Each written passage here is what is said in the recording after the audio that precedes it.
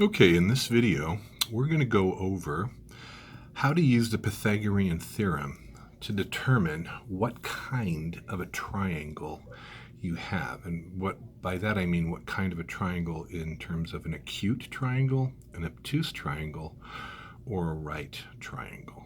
Okay, so let's go through some definitions first. All right, here I have written and three different kinds of triangles, the three different kinds that you need to know. This is an acute triangle. Here's a right triangle, and here's an obtuse triangle. Let's go over the characteristics of each. Now, an acute triangle is a triangle where all the angles are less than 90 degrees. And remember, 90 degrees is basically like a corner of a room or of a square. And you can see that most of these, just by inspection, are less than 90 degrees.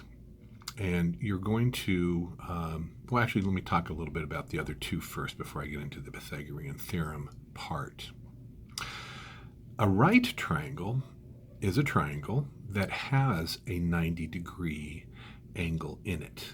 Okay, so, and you always will know that you have a 90-degree angle by the little square box that they put in the corner. This is an indication that this angle here is 90 degrees, okay? An obtuse triangle is a triangle where one of the angles is greater than 90 degrees. And again, you can tell this one just by inspection that this particular angle right here is greater than 90 degrees. Okay, so those are the three types of triangles we're going to be inspecting or determining. Now, let's go to the Pythagorean Theorem itself. And we'll go to the one that we use the most often with the Pythagorean Theorem. That's a squared plus b squared is equal to c squared. And you can see over here that the a squared, or the a side and the b side, are the two sides of the triangle, right, that are adjoining or right next to the 90-degree angle. The C side, which is always the longest side, right, is opposite, directly opposite the 90-degree angle. So the Pythagorean theorem says this: if you take this side and square it, plus you take this side and square it, adding both of those together should equal this side squared. Okay, so a squared plus b squared will equal c squared. If your numbers add up to this, you have a right triangle. Now, taking that information, let's move to the variation that I want to talk about for acute triangles and obtuse triangles. Now, here we have a triangle ABC. The C is always the longest side, so whatever is the largest number, you're going to put as the C, okay? Square the A, square the B, add them together. If they are greater than the square of the longest side of the C side, then you have an acute triangle, okay, automatically. Down here, take the same thing. A square, the A side, the B side, and the C side is going to be the longest side just by you can determine that by the number itself or just by visual inspection. But if you take the A side and square it, the B side and square it, and it's less than, and you add those up and the sum is less than the side of the C side squared, then you have what's called an obtuse triangle for sure. Okay, so that's the theory behind it, okay? Let's take some examples and see what we can determine from this information. All right, so here I've got two examples. So I've got 5, 6, a triangle with sides 5, 6, and 12. Now, the first step is to always figure out whether this is actually a valid triangle, okay? So question number 1, is this triangle a valid triangle? Now, what do I mean by that? And for this, you're going to have to use the triangle inequality theorem, because not all three sides of not all three lengths will actually give you a triangle. And you do that by saying that A plus B has to be greater than C. Remember, C is the longest side, so we're going to make this one C.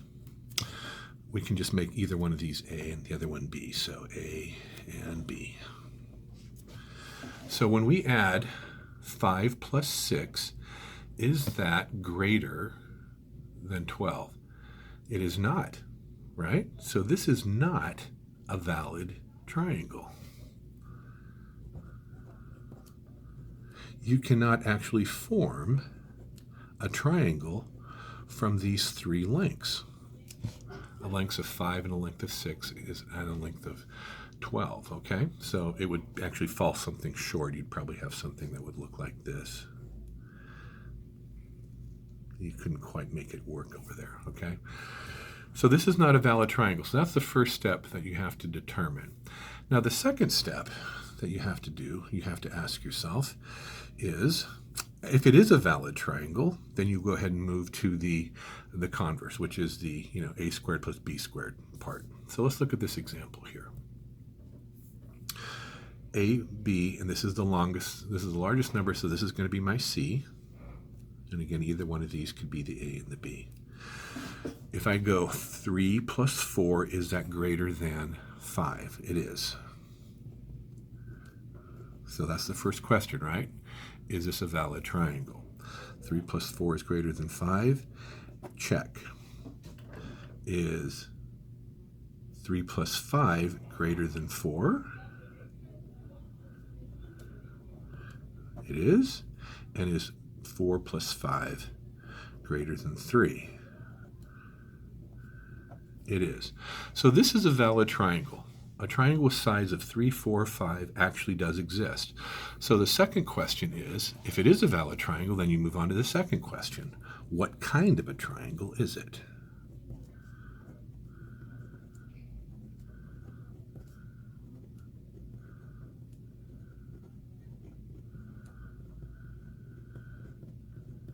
So again, if yes, then you go to question number 2.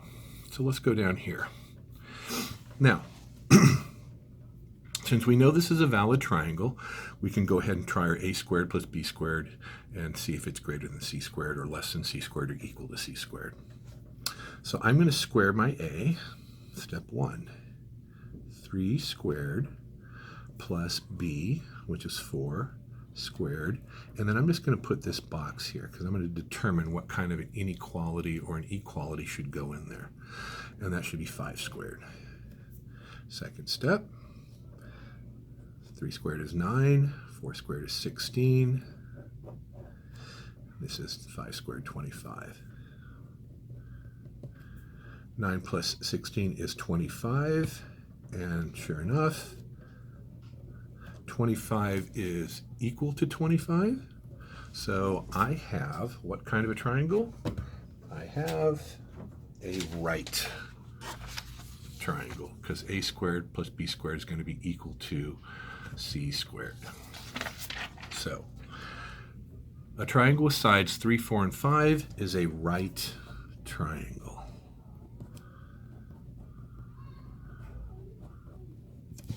Okay?